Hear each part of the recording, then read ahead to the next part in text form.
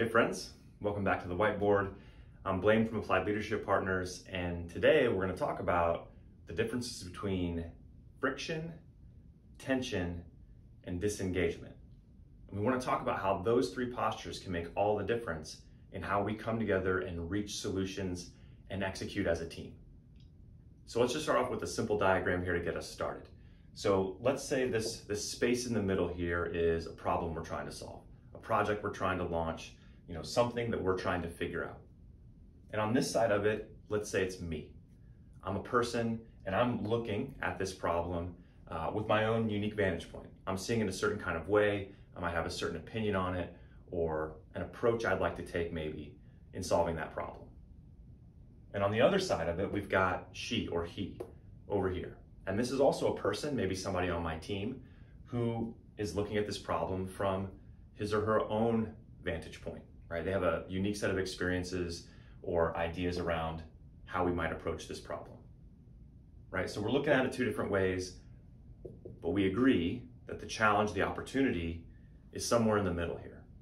And there's a couple different ways, or really a few different ways we could go about trying to approach this. So the first one is friction.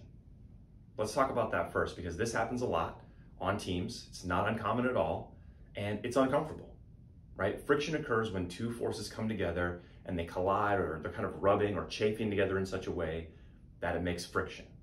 And that is uncomfortable. Any endurance athlete will tell you all about that, right? And this often happens when I'm moving toward the center with my idea and he or she is moving toward the center with their idea, and we start to come into friction and we're kind of wrestling over the middle space here, right? I want my idea to win, she wants her idea to win, and we're kind of fighting for that middle ground. And best case scenario, one of us gets pushed out.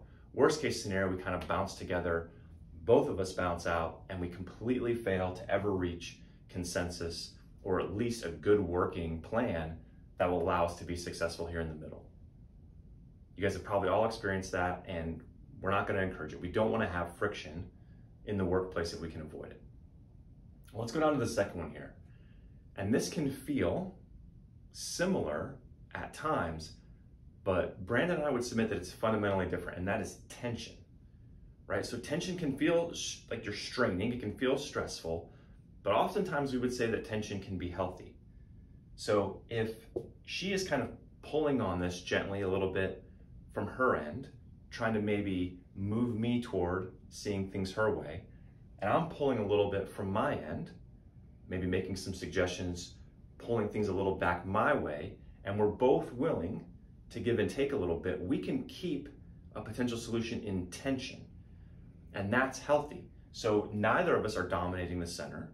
We're both contributing to the success of this thing, both by holding up kind of our share of the bargain, if you will, and we can keep a potentially good solution or a positive approach in a healthy tension.